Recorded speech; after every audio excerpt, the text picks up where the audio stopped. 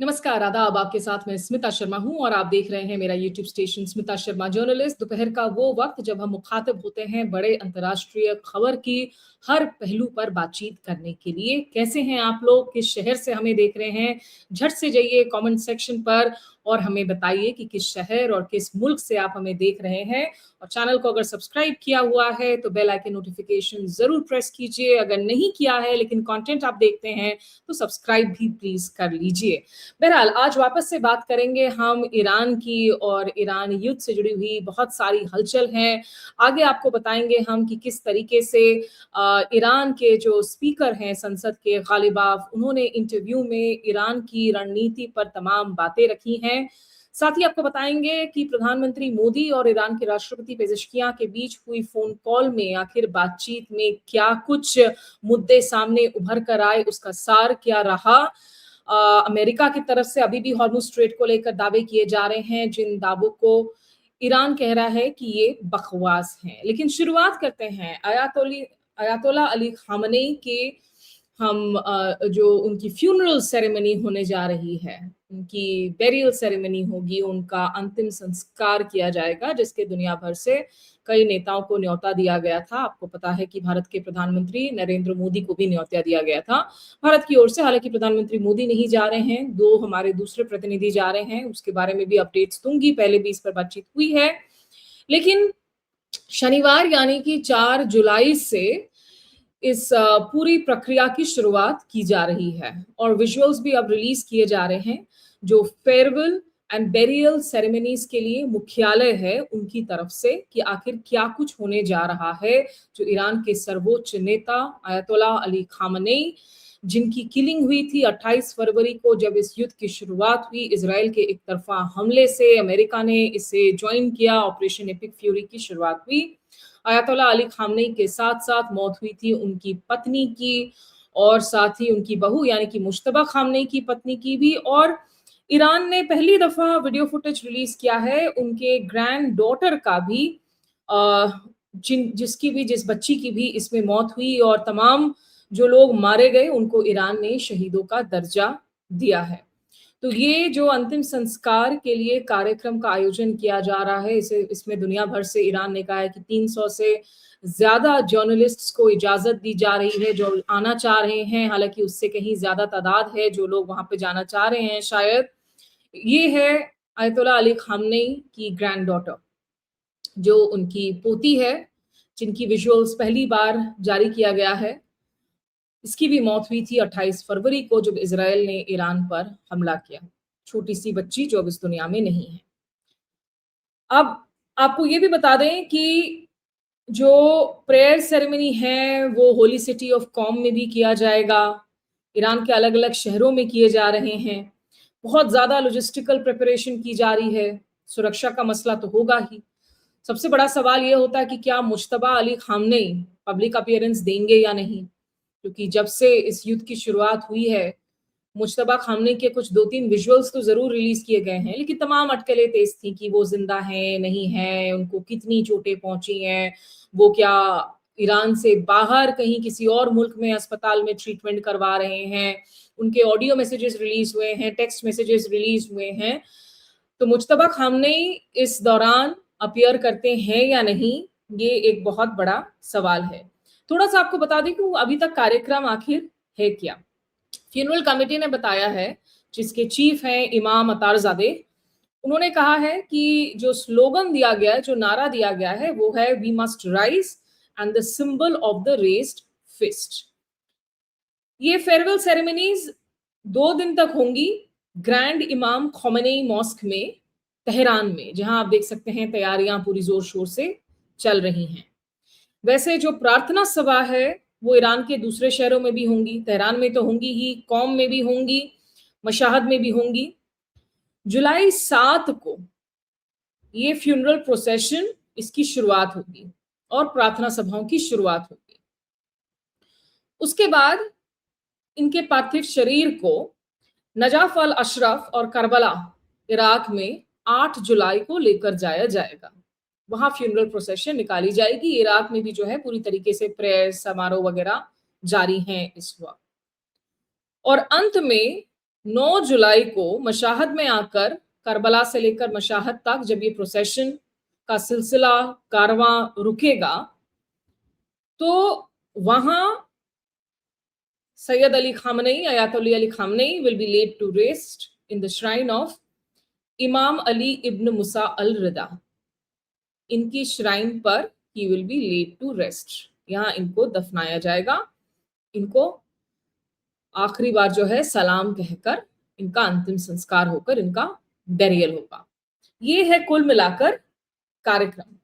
और यहाँ आपको पता है, जैसा हमने पिछले एपिसोड में कहा था कि जो खबरें आ रही थी कि भारत की तरफ से लेफ्टिनेंट जनरल रिटायर्ड सैयद अता हसनैन, जो कि बिहार के मौजूदा गवर्नर हैं, उनके जाने की बात थी। मैंने अपने एपिसोड में इनफैक्ट सवाल भी खड़े किए थे कि भारत इतना लो लेवल रिप्रेजेंटेशन क्यों कर रहा है, कम से कम एक कैबिनेट मिनिस्टर को भी आप भेजिए। हालांकि गवर्नर एक हायरार्की में है, संवैधानिक पद है, और सैयद अता हसनैन शिया है, इसलिए धार्मिक कार्यक्रम में जाकर जो है वो उपस्थित हो सकेंगे। फिर उसी दिन शाम में खबर आई कि पवित्रा मार्गरीटा, जो कि मिनिस्ट्री ऑफ एक्सटर्नल अफेयर्स में जूनियर मिनिस्टर हैं, मिनिस्टर ऑफ स्टेट हैं, वो भी जाएंगे सैयद अता हसनैन के साथ में इस कार्यक्रम में शिरकत करने के लिए, भारत का प्रतिनिधित्व करने के लिए। लेकिन ये सवाल जरूर उठाए जा रहे हैं कि भारत ने इस युद्ध की शुरुआत में जो अपने लिए चॉइसेस किए वेस्ट एशिया में, जिसमें साफ हो गया था कि भारत ने इजराइल का पक्ष चुना, यूएई का पक्ष चुना जो ईरान के खिलाफ हैं, भारत अमेरिका को नाराज नहीं करना चाहता। और इसीलिए जब इब्राहिम राइसी की मौत हुई थी, उनके फ्यूनरल सेरेमनी में ईरान के पूर्व राष्ट्रपति हेलीकॉप्टर दुर्घटना में मारे गए थे, भारत ने वाइस प्रेसिडेंट जगदीप धनखड़ को भेजा था। लेकिन इस दफा आप वाइस प्रेसिडेंट को भी नहीं भेज रहे हैं, आप एक minister of state for external affairs को भेज रहे हैं और आप गवर्नर को भेज रहे हैं। इसको लेकर सवाल सिर्फ हम ही नहीं खड़े कर रहे हैं, बल्कि बहुत सारे ऐसे लोग हैं जो मोदी सरकार के एडवोकेट्स रहे हैं, जो मोदी सरकार के सामरिक रणनीतियों की हमेशा वाहवाही करते रहे हैं। Brahma Chellaney, strategic expert, general GD Bakshi, ये तमाम ऐसे नाम हैं जो अगर आप मुख्य धारा की मीडिया में देखें तो आए दिन इनके इंटरव्यूज देखने को मिलते हैं, और ये हमेशा मोदी सरकार के पक्ष में ही बोला करते हैं। लेकिन इस मसले पर ये लोग भी सरकार से सवाल पूछ रहे हैं कि सरकार ये स्ट्रेटेजिक मिसकैलकुलेशन आखिर क्यों कर रही है, क्यों एक हायर रिप्रेजेंटेशन हम नहीं भेज रहे हैं ईरान में। क्योंकि अयातुल्ला अली खामनेई वो हेड ऑफ स्टेट थे, वो सिर्फ एक रिलीजियस हेड नहीं है, वो सिर्फ एक धार्मिक गुरु नहीं है, वो ईरान के हेड ऑफ स्टेट है। और जब एक हेड ऑफ स्टेट की असैसिनेशन की जाती है किस तरीके के युद्ध में, एक्सटर्नल अग्रेशन की वजह से, ये आपकी जिम्मेदारी होती है कि आप उस पर शोक जताएं। और आप उसको कंडेम तो नहीं करेंगे, क्योंकि अगर कंडेम करेंगे तो इसका मतलब है कि आप सीधे तौर पर इजराइल और अमेरिका से पंगा ले रहे हैं, जो भारत की ये सरकार नहीं लेना चाहेगी तमाम वजहों से। लेकिन कम से कम आप शोक जता सकते हैं खुलेआम, और शोक जताने के साथ साथ ही आप प्रतिनिधित्व हाई लेवल पर कर सकते हैं। ये बहुत सारे सवाल हैं जो पूछे जा रहे हैं एक्सपर्ट्स की तरफ से कि भारत ने ऐसा क्यों नहीं किया है। उधर प्रधानमंत्री मोदी और ईरान के राष्ट्रपति पेजेश्कियां के बीच में फोन पर बातचीत हुई है, और इसमें वेस्ट एशिया में जो इस वक्त वार्ता चल रही है, निगोशिएशंस चल रहे हैं, इन मुद्दों पर तो बातचीत हुई ही। भारत की तरफ से जो ट्वीट आया है वो काफी छोटा टेक्स्ट है। उसमें लिखा गया कि spoke with the president of Iran, ये प्रधानमंत्री मोदी के हैंडल से आया है, Dr. Masood Pezeshkian, on the recent developments in West Asia, welcomed the progress made in the negotiations and expressed hope that continued efforts will lead to lasting peace in the region, reiterated the importance of freedom of navigation in the Hormuz Strait for India and the world. तो एक बहुत महज जो है एक formal statement Bharat के handle से जारी किया गया है।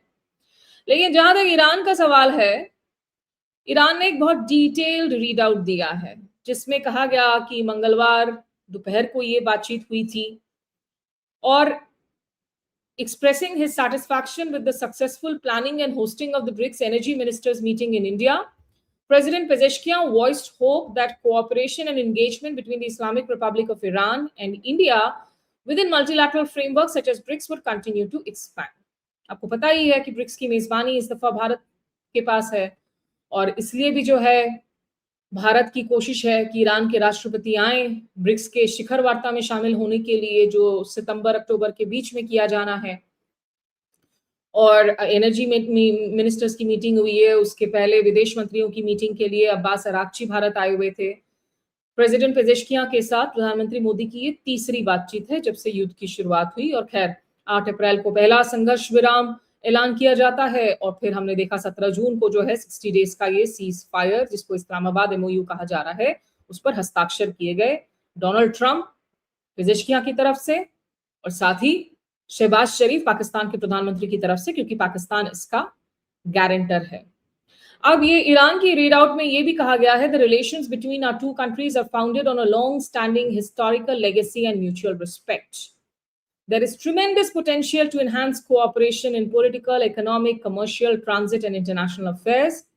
It is therefore essential to establish greater coordination and make full use of existing capacities in order to define and implement new avenues for the expansion of bilateral relations. आगे इस readout में लिखते हैं, referring the convergence of views between Tehran and new Delhi on many regional and international issues, particularly within multilateral organizations and forums, Dr. Pezeshkian noted that such common ground could serve as a foundation for strengthening strategic cooperation and broadening comprehensive relations between the two countries. अब इसमें important है कि Iran की readout में यह भी लिखा गया है, क्योंकि देखिए भारत ने अभी तक सीधे तौर पर कंडेम तो नहीं किया है इजराइल को या अमेरिका को। भारत के विदेश सचिव विक्रम मिस्री वो अयातोला अली खामनेई की मौत के कुछ दिनों बाद जाकर जो कंडोलेंस किताब रखी गई थी ईरान की एम्बेसी में, उस पर हस्ताक्षर करके आए थे। लेकिन बहुत क्लियर स्टेटमेंट्स भारत ने नहीं दिए हैं, ना मिनाब के बच्चों के मारे जाने पर, ना आइरिस डेना के नाविकों के मारे जाने पर। और जो मैं ब्रह्मचलानी की बात कर रही थी, देखिए ये वो ट्वीट है, इसमें ब्रह्मचलानी साफ साफ लिखते भी हैं कि the decision suggests that Modi's tilt towards the aggressor states in the Iran war still persists. Aggressor states मतलब कौन? जिन लोगों ने पहले आक्रमण किया, जिन लोगों ने युद्ध की शुरुआत की, इजराइल और अमेरिका।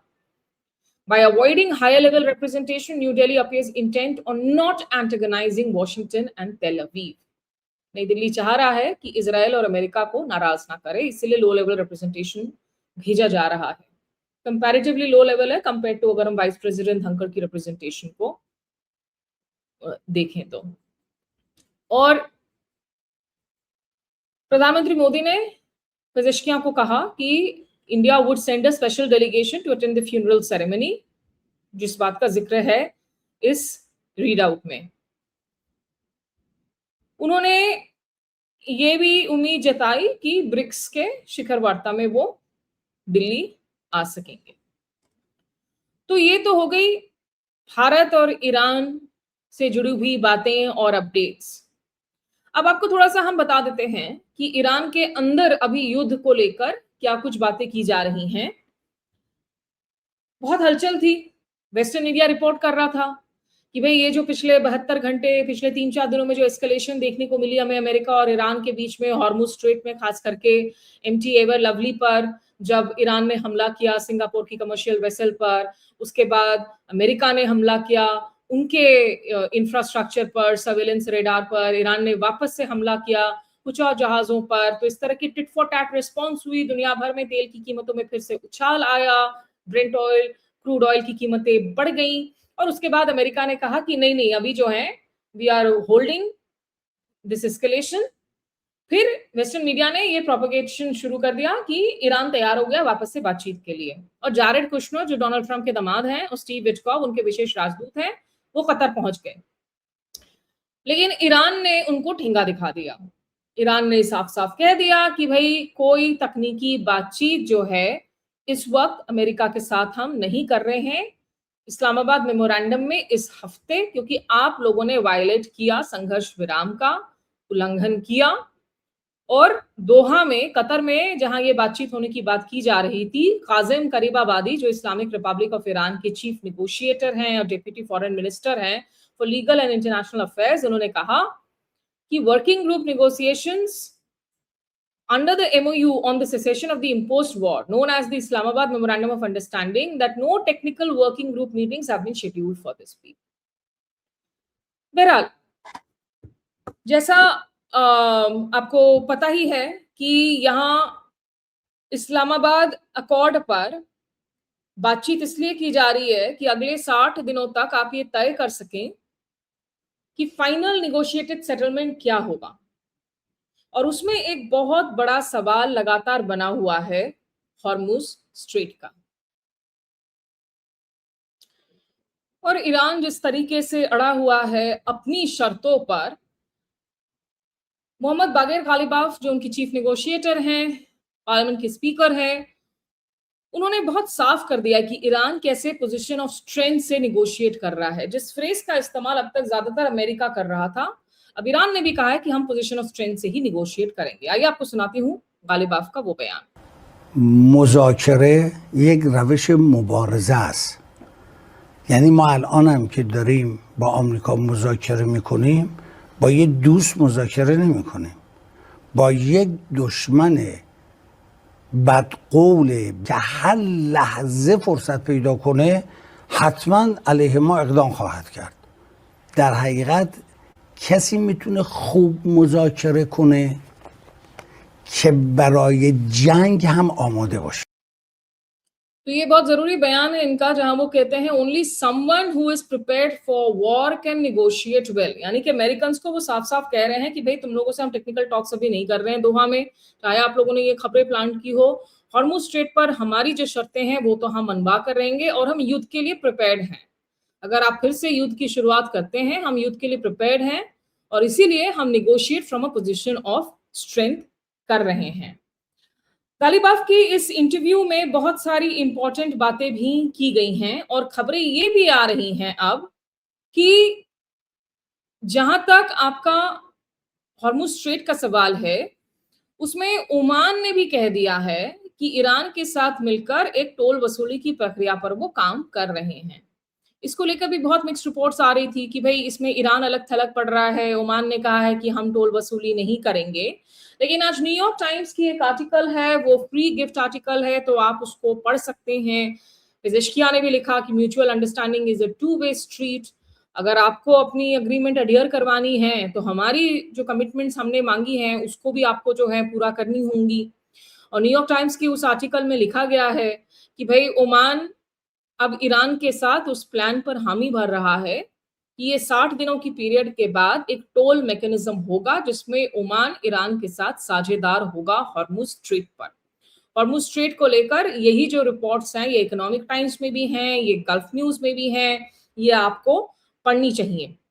हालांकि दोहा में जहां पर स्टीव विटकॉफ और जारेड कुशनर गए हुए थे, ईरान ने तो अपने नेगोशिएटर्स को उनसे बात करने के लिए नहीं भेजा। उन लोगों ने कतर के प्रधानमंत्री और minister of foreign affairs Sheikh Mohammed bin Al Thani के साथ मुलाकात जरूर की और उसमें रीड आउट में कहा गया, the meeting also addressed the latest regional developments, particularly the ceasefire in the Fraternal Republic of Lebanon, stressing the importance of consolidating it and building upon it in a way that preserves Lebanon's unity, sovereignty and stability. और Ghalibaf ने अपने interview में जो बातें कही उसमें उन्होंने कहा कि अमेरिकी नेवल ब्लॉकेड खत्म हो चुका है। ये एक्शन हुआ है फील्ड स्ट्रेंथ और कूटनीति की वजह से।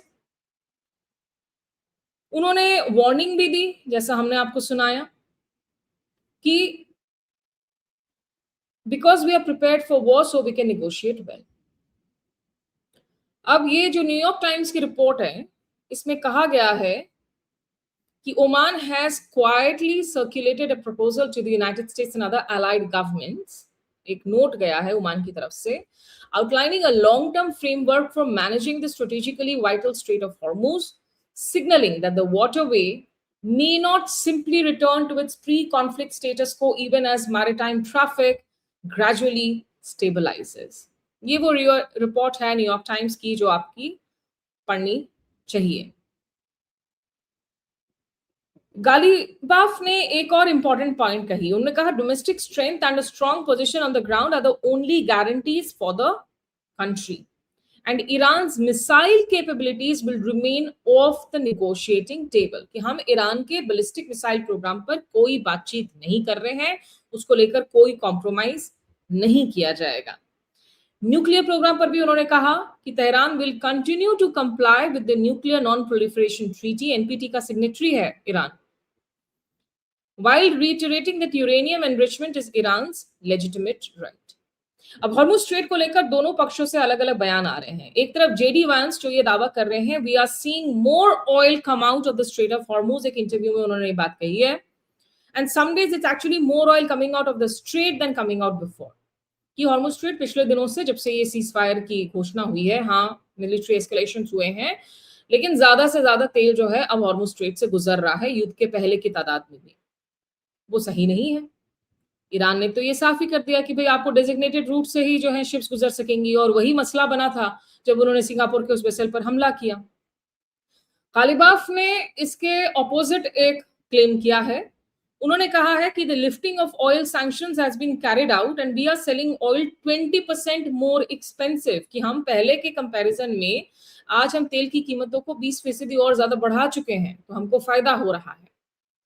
तो ये बातें भी जो है गालिबाफ ने यहाँ पर दावे के साथ किया है, और वो कह रहे हैं कि we have exported more than 40 million barrels of oil America की इस नेवल ब्लॉकेट की लिफ्टिंग के बाद में। 50 दिनों तक हमने कोई एक्सपोर्ट नहीं किया था बैरल ऑफ ऑयल, पिछले 10-12 दिनों में हमने 40 million barrels of oil export किए हैं, ये कहना है गालिबाफ का। आइए आपको सुनाती हूँ स्ट्रेट ऑफ हॉर्मुज पर क्या बातें कही उन्होंने उस इंटरव्यू में। دیگه یعنی بناس یه روت مشخصی رفت آمد کنن، یه مرتبی به هر دلیلی از یه روت دیگه میخوام برن یا یه اقدام دیگه میخوام کنن.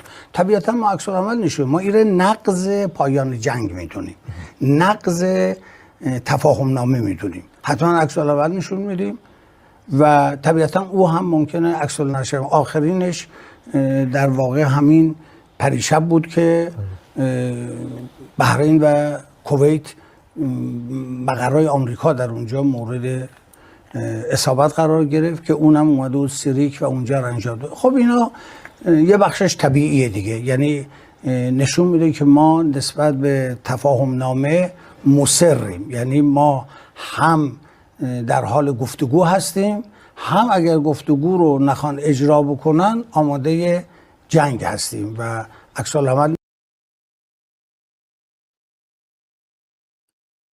तो ये गालिबाफ ने बता दिया कि किस तरीके से जो है हम लोग ऑयल को ज्यादा महंगी कीमतों में अब एक्सपोर्ट कर रहे हैं। साथ ही साथ उनकी जो फ्रोजन एसेट्स है $6 अरब की, वो भी अनफ्रीज की जा रही है। पहला ट्रांश उनको कतर के जरिए मिल रहा है, और ये तैयारियां भी चल रही हैं अयतुल्ला अली खामनेई की बेरियल सेरेमनी के लिए। अंत में जो अपडेट है वो मैं आपको ये भी बता दूं कि जो विदेश मंत्री हैं सैयद अब्बास अराक्ची, उन्होंने कहा है कि आइरिस डेना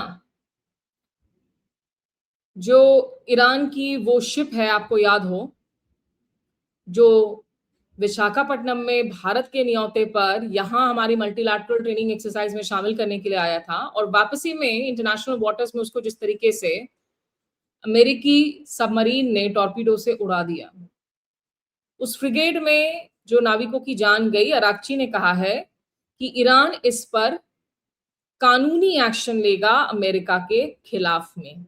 एक सेलर्स के लिए नेवल एग्जीबिशन में बात करते हुए उन्होंने कहा, a warship hundreds of kilometers away from the battlefield on a training mission without military equipment, without arms, attacked without any prior warning. उनको अंडर वाटर्स रहकर आपने जो है जिस तरीके से उड़ा दिया बगैर किसी वार्निंग के, इस पर वो लीगल कार्रवाई करेंगे। हालांकि ये भारत के लिए भी बहुत शर्मसार करने वाली बात है कि हम लोगों ने इस पर कोई कंडोलेंस या कॉन्डमनेशन नहीं जारी किया था। इंडिया की बैड चॉइसेस की लिस्ट में आप इसको ऐड कर लीजिए। And the legal department at the ministry of foreign affairs with the Navy's help will gather all the evidence of this crime and we will follow up on the necessary legal actions. ये Abbas Araghchi ने बातें कही हैं। तो Hormuz strait से तेल की flow हो रही है इस वक्त। दोनों ओर से दावे किए जा रहे हैं कि दोनों के ज्यादा फायदे हो रहे हैं।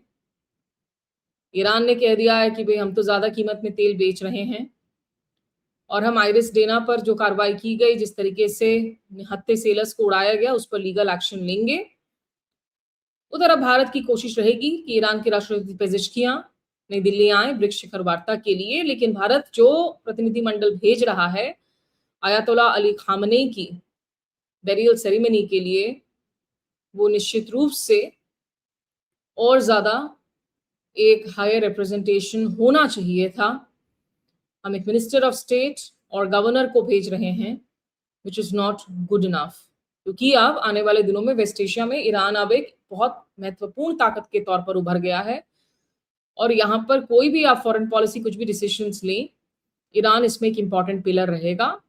और वो खबरें भी बार बार बकवास ही नजर आ रही हैं कि सऊदी ने शुरू में अमेरिका की पर्दे के पीछे से मदद की थी ईरान पर हमले करने के लिए। उस बाबत भी बहुत सारी मीडिया रिपोर्ट्स आ रही हैं। तो इस व्लॉग में यही कुछ बातें आप लोगों से करनी थी। अभी के लिए बस इतना ही। हमारे से जुड़ने के लिए हमेशा की तरह शुक्रिया। नमस्कार, आदाब।